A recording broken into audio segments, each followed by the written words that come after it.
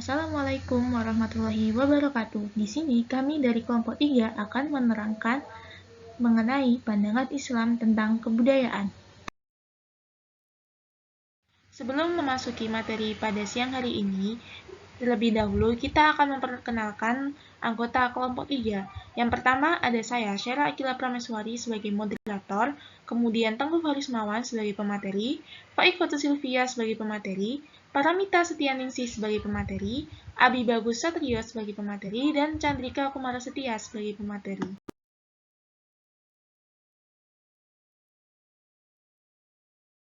Berikut merupakan submateri yang akan dijelaskan pada presentase mengenai pandangan Islam tentang kebudayaan. Yang pertama, ada konsep kebudayaan dalam Islam yang akan dijelaskan oleh Faik Foto Silvia.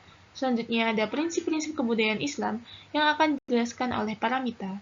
Kemudian masjid sebagai pusat kebudayaan Islam yang akan dijelaskan oleh Chandrika. Kemudian nilai-nilai Islam dalam budaya di Indonesia yang akan dijelaskan oleh Tengku Karismawan, dan contoh penerapan kebudayaan dalam agama Islam di Indonesia yang akan dijelaskan oleh Abi Bagus, dan yang terakhir kesimpulannya akan disampaikan oleh moderator.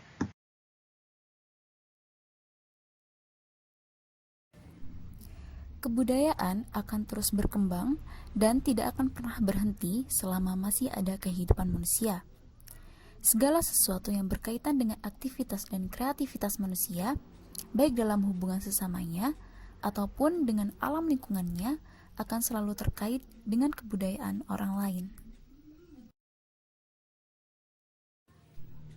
Manusia merupakan makhluk budaya dan makhluk sosial yang tidak akan pernah berhenti dari aktivitasnya dan tidak akan pernah bisa hidup tanpa bantuan orang lain.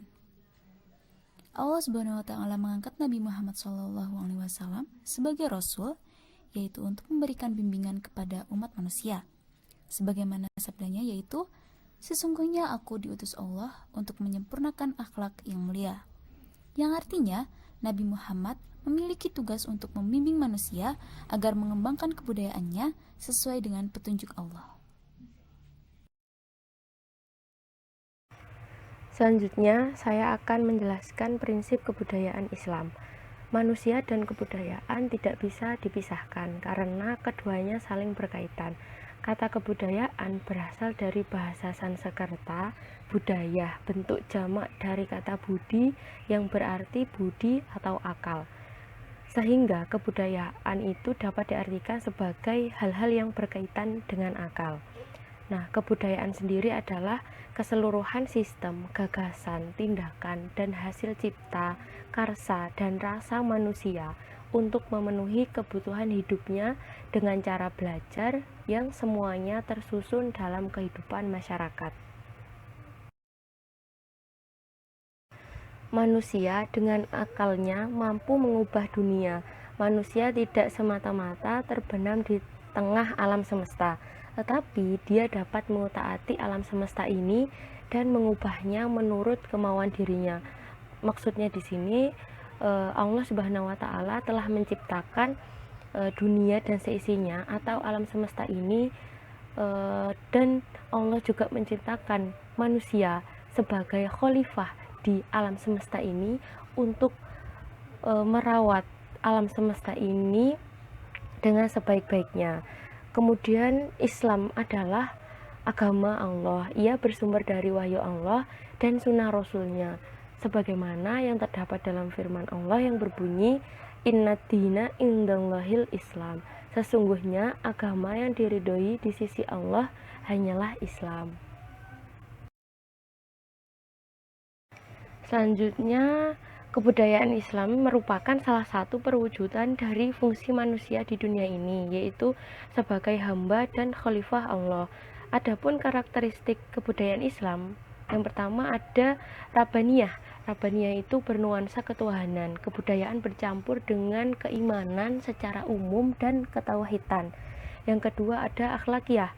Akhlakiyah yaitu tidak ada pemisahan antara akhlak dengan ilmu, antara akhlak dengan perbuatan, antara akhlak dengan ekonomi, dan antara akhlak dengan politik. Selanjutnya Insaniah itu menghormati manusia, memelihara fitrah, kemuliaan, dan hak-haknya. Kebudayaan Islam tegak atas asumsi bahwa manusia adalah makhluk yang dimuliakan oleh Tuhannya. Yang keempat, ada alamnya. Alamnya itu mendunia. Kebudayaan bersifat terbuka untuk semua kelompok manusia dan tidak menutup diri.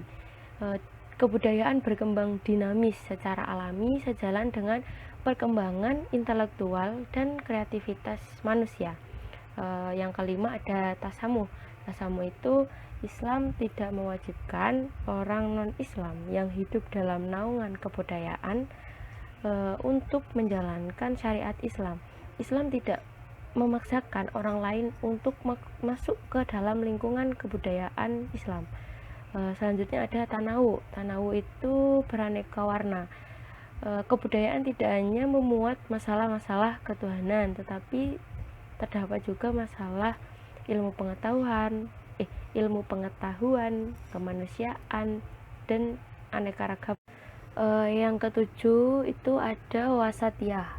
Wasatiyah itu kebudayaan Islam mencerminkan sistem wasat.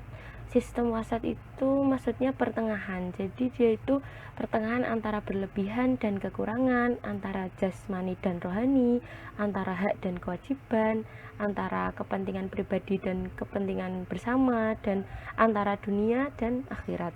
Yang terakhir takamul. Takamul yaitu terpadu dan saling mendukung kebudayaan Islam yang satu dengan kebudayaan Islam yang lainnya. Nah, selanjutnya di sini yaitu masjid sebagai kebudayaan Islam. Definisi dari masjid sendiri itu sering diartikan secara umum sebagai suatu bangunan atau tempat yang digunakan oleh umat Islam untuk beribadah kepada Allah. Nah, di sini ada dua pendapat dari para ahli tentang pengertian masjid. Yang pertama yaitu ada Harahap pada tahun 1996 yang mengatakan bahwa masjid itu berasal dari kata sajada yasjudu masjidan yang artinya tempat sujud. Sedangkan Muhaimin dan Abdul Mujid pada tahun 1993 itu mengatakan bahwa masjid memiliki arti yang luas, yaitu tempat khusus untuk melakukan aktivitas ibadah. Jadi pengertiannya yang dari Muhaimin dan Abdul Mujid ini lebih mendekati ke pengertian secara luas yang diketahui oleh masyarakat atau orang-orang secara umum.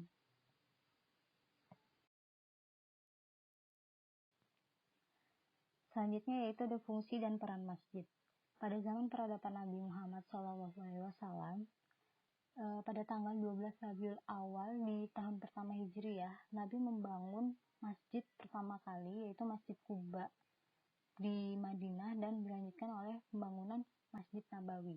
Nah, pada saat itu peran dan fungsi masjid itu antara lain yaitu sebagai pusat kebudayaan Islam, pusat organisasi kemasyarakatan, pusat pendidikan, dan tempat ibadah ritual maupun iktikaf. Begitu pula menurut Ghazalba pada tahun 1994, fungsi dari masjid itu sendiri yaitu untuk melakukan ibadah ritual, diantaranya yaitu untuk melakukan pembinaan umat dan pengembangan dakwah dalam peningkatan kualitas umat. Namun seiring berjalannya waktu, fungsi dan peran dari masjid ini itu semakin pudar, sehingga perlu adanya generasi-generasi dari umat Islam yang mampu meningkatkan dan mengembalikan fungsi dan peran masjid kembali seperti pada zaman peradaban Nabi Muhammad. Kemudian kita membahas tentang perkembangan fungsi dan peran masjid di Indonesia. Yang pertama yaitu di Indonesia, masjid itu mengalami penyempitan fungsi sebagai pusat kebudayaan. Tepatnya yaitu pada masa penjajahan Belanda, di mana masjid yang memiliki fungsi sebagai tempat pencerahan, tempat untuk melakukan kebudayaan-kebudayaan Islam itu mulai sulit sekali ditemui. Nah, kemudian muncullah kesadaran dari intelektual muda yang menginginkan fungsi dan peran masjid itu kembali, sehingga muncullah gerakan-gerakan atau inovasi-inovasi yang dilakukan oleh intelektual muda tersebut Contohnya seperti pesantren kilat yang dimulai pada tahun 1978. Kemudian muncul juga gerakan pengentasan buta huruf yang dimulai pada tahun 1990-an. Kemudian dari munculnya gerakan-gerakan tersebut yang dimulai dari intelektual muda itu membangun kesadaran para jamaah-jamaah Islam yang lain, sehingga jamaah-jamaah Islam di Indonesia itu mulai bangkit dan memunculkan kembali peran dan fungsi masjid yang ada di Indonesia. Kemudian yang terakhir yaitu tahap peluasan peran masjid seiring dengan laju pertumbuhannya umat Islam. Nah, seiring dengan, karena kan belakangan ini tuh mulai banyak ya orang-orang yang mu'alaf yang masuk ke dalam Islam. Nah, itu orang-orang tersebut mulai membantu dalam peningkatan atau peluasan peran dari masjid itu.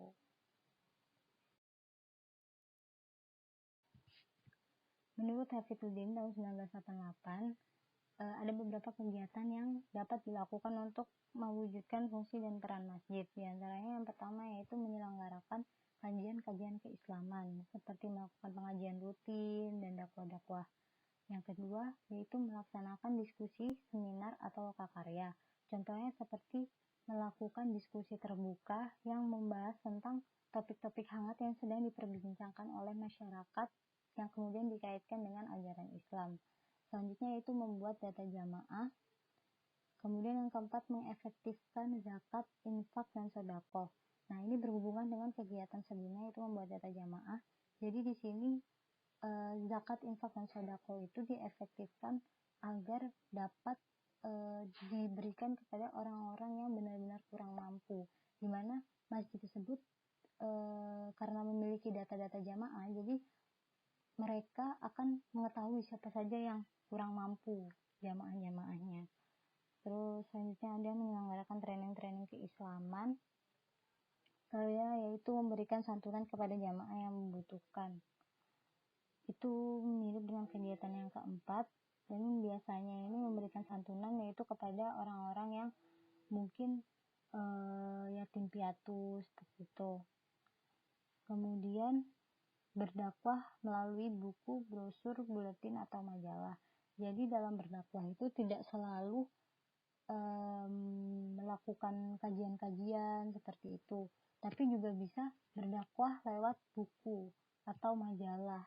Nah, jadi biasanya itu di masjid itu seharusnya dibuat perpustakaan. Nah, di mana perpustakaan itu menyimpan buku-buku yang bermanfaat, yang memiliki dakwah-dakwah yang baik untuk jamaah-jamaah yang ada di masjid tersebut.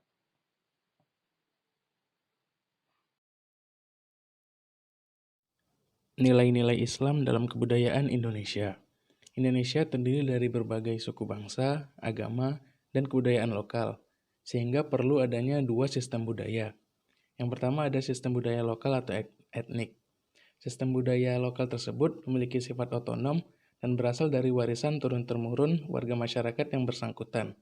Sistem budaya yang kedua adalah sistem budaya nasional atau supraetnik. Yang tersebut menyangkut agama, ilmu pengetahuan, kedaulatan rakyat, dan toleransi dan empati akan budaya lain. Islam masuk ke Indonesia salah satunya melalui pedagang dari Gujarat Arab yang datang dan menetap serta meninggalkan nilai-nilai budaya Arab. Islam yang menjadi agama mayoritas penduduk Indonesia memiliki peran dalam perkembangan kebudayaan di Indonesia. Peran Islam dalam sistem budaya daerah dapat dilihat dari wujud seni, tradisi, maupun peninggalan fisik atau corak bangunan. Sementara itu, dalam sistem budaya nasional, Islam berperan dalam menyatukan umat dan juga menjalin hubungan antara agama dan ilmu. Namun, tidak semua budaya Arab termasuk ke dalam budaya Islam, karena hakikatnya yang harus menjadi teladan bagi Muslim adalah Rasulullah SAW. Para wali mengasimilasikan nilai-nilai Islam ke dalam budaya-budaya masyarakat lokal sebagai dalam bentuknya dapat diterima dengan damai dan baik, dalam bentuk bahasa, kesenian, pendidikan, dan arsitektur.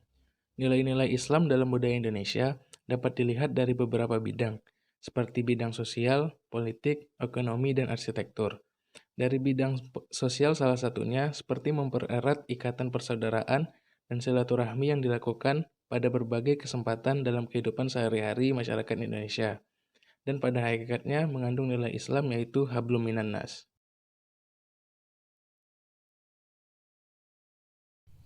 Selanjutnya ada contoh penerapan kebudayaan Islam di Indonesia. Islam yang ada di Indonesia merupakan hasil dari proses dakwah yang dilakukan secara kultural, sehingga Islam di Indonesia mampu berkembang dan menyebar serta banyak dianut oleh masyarakat atau mayoritas masyarakat Indonesia. Selanjutnya, penerapan kebudayaan telah sejak lama dikenalkan.